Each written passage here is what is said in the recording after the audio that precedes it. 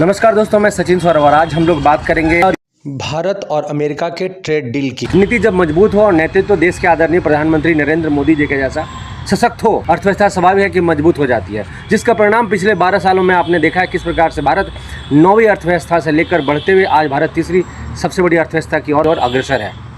बीते दिनों बहुत सारे शोर हुए अमेरिका से लेकर भारत तक। अमेरिका में डोनाल्ड ट्रंप और भारत में विपक्ष, अलग अलग मीडिया में बयानबाजियाँ चली। प्रधानमंत्री नरेंद्र मोदी जी ने एक भी बार गैर जिम्मेदाराना जवाब देना उचित नहीं समझा, because he believes in that work hard in silence, let your success makes the noise. और भारत और अमेरिका के बीच जिस ऐतिहासिक समझौता का इंतजार वर्षों से था, वो अब फाइनली खुद वहाँ के प्रेसिडेंट ट्रंप, भारत के प्रधानमंत्री नरेंद्र मोदी जी ने कंफर्म किया। यानी अब मेड इन इंडिया जो प्रोडक्ट्स हैं, इस पर जो अमेरिका का टैरिफ 50% लग रहा था, ये रिड्यूस होकर अब 18% हो गया। यानी स्थिति यह है कि चीन हो, चाहे बांग्लादेश हो या पाकिस्तान, इन सब देशों से भी कम टैरिफ भारत के मेड इन इंडिया प्रोडक्ट्स पर लगाए जाएंगे। पाकिस्तान की बात करें तो 19% टैरिफ है।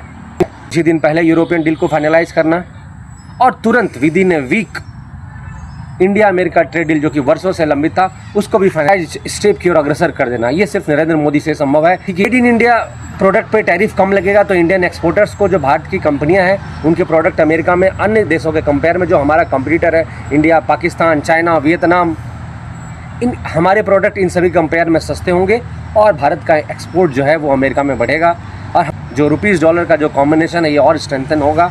और इसका परिणाम आप देख पा रहे होंगे, घोषणा होते ही रुपया जो है डॉलर के मुकाबले 119 पैसे मजबूत हो गई है। रूप से प्रचारित की जा रही है कि भारत जो है अमेरिकन प्रोडक्ट पे 0% टैरिफ लगाएगा। इन्फॉर्मेशन भारत के प्रधानमंत्री जी के द्वारा नहीं दी गई है।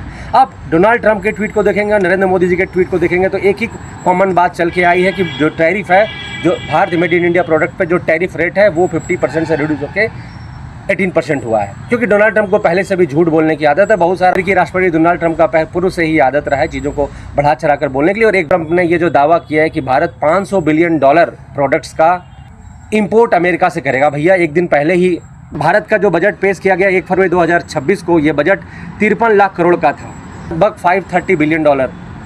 तो क्या पूरे बजट का 100% हिस्सा किसी एक देश से इंपोर्ट हो जाएगा? तो प्रैक्टिकली ये बातें संभव नहीं है। पूरे देश में गलत रूप से प्रचारित कर रही है विपक्ष के नेताओं का बयान, जिसमें ये बार बार वो इस बात को हाईलाइट कर रहे हैं कि कैसे भारत $500 बिलियन का इंपोर्ट करेगा। अरे भैया, थोड़ा सा तो इकोनॉमिक्स पढ़ लो।